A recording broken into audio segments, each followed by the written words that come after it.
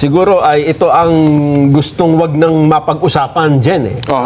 At pilit na makalimutan sana ng mga mamamayan. Pero hindi po, dahil ito ay isa sa importanteng dapat natin laging binabalik-balikan. Aba, ano ba yan? Ang tinutukoy ko ay ito pong testimonya, sinumpaang salaysay ng 18 mga dating sundalo.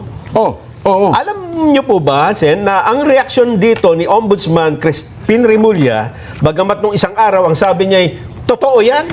Yung testimonya nila na nag-meeting kami sa bahay ko. Yung bahagi ng Secretary pa ako ng DOJ. Yes. Ando si Trillanes, General Torre, dalawang ICC investigator. Totoo po yan eh. Pero ngayon, ang kanyang sinasabi, nako, yan ay pakana lang para mag-rebelde ang mga sundalo laban sa Pangulong Bongbong Marcos. Pagkatapos na magpatunay siya mismo na doon sa isang bahagi ng kanilang pagpapahayag, totoo pala. Totoo pala, oo. Gusto nyo, pakinggan muna natin para eksakto. Ano ba sinabi ni Ombudsman Remulla tungkol dyan? Ito po. Tipping point. They're trying to create a political tipping point. What more? Alam na natin yun, di ba?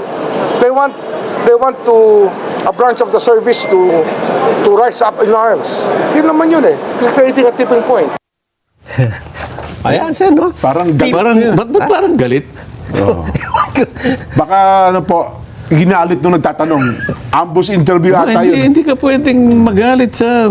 Ano ba yung tinanong sa kanya? Hindi man natin kasi narinig. Kaya tanong yata kung anong masasabi niyo dun sa anong motibo nila? Yung sagot niya talagang ano eh. Opo. They are trying to create a political tipping point daw, Sen.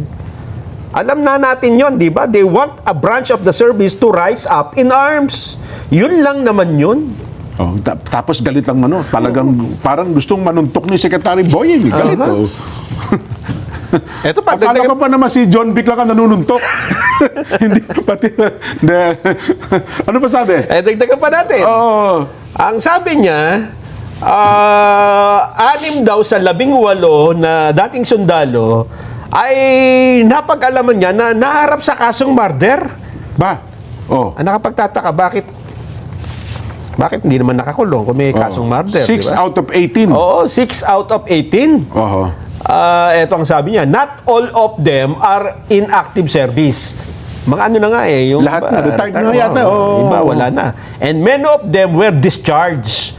Alam namin yun, as far as we are concerned, we know that as far as we are concerned, some of them, 6 of them have murder cases. Tingnan mo na, bakit gano'n ang naging patakaran? Meron bang batas ngayon na kinakailangan suriin mo kung sino yung karapat-dapat na tumistigo? Halimbawa, kinakailangan salain mo muna sila. May checklist muna eh. Para may betting process din eh. Parang ganun. Halimbawa, may criteria eh.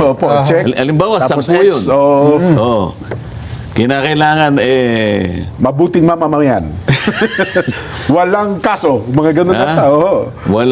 walang batik. Yan. Walang kapintasan. Ano ba yung napasulat? Yung walang kapintasan. Walang pagkukulang. Ano ba yung nakasulat? Nakalimutan nyo na eh. Hindi dalawang dila. Mga ganun. Di ba? Hindi maibigay sa Pagkatapos, mahalay na pakinabang. Ibig sabihin, may checklist ka, chinecheck mo. Kapag ka yung checklist na yon nakumpleto, Pwede testigo. Hindi ba ganun? Wala ba sa panuntunan Wala niya? ba sa criteria ng mga ano yan? Magsasagawa ng pagbubulgar, sir? pupunta ka sa court proceedings.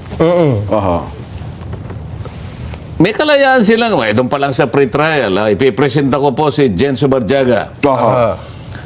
Ano ang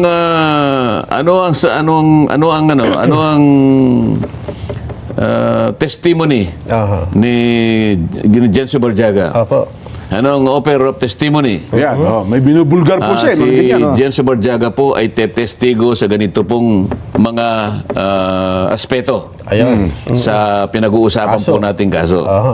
Pagkatapos po ni Jenso Barjaga, isunod ko po si Nelson Lubao. Ayan, o ano opo. naman ang tetestiguhin niya. tetestiguhan, Si ano naman, si Nelson, ay ikukwento po niya at i-identify niya po yung lahat ng mga ng mga dokumento Ayan.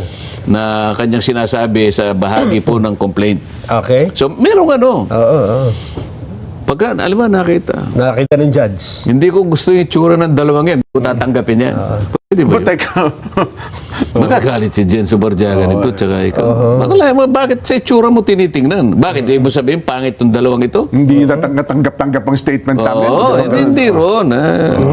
At saka ang alam ko, Sen, yung para i-discredit mo ang witness, dapat ikaw yung abogado ng depensa, di ba? Hindi pa nga nagsisimula eh. Doon mo na ipakita kung... Pero payagan mo siyang tumestigo. Sa proper hearing siguro. Doon mo siya, halimbawa, doon mo siya gisain kung anong gusto mong... doon mo siya impeach. Gano'n, ano? Yun. Pero kung hindi pa nga siya tumitestigo, binabalatan mo na. O hindi ba niya alam yung mga ibang pagdidesisyon ng Korte Suprema? Kahit na the most despicable criminal Yes, opo.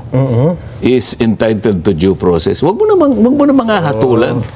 Tumitestigo lang alang-alang sa kanyang kaalaman, personal na kaalaman.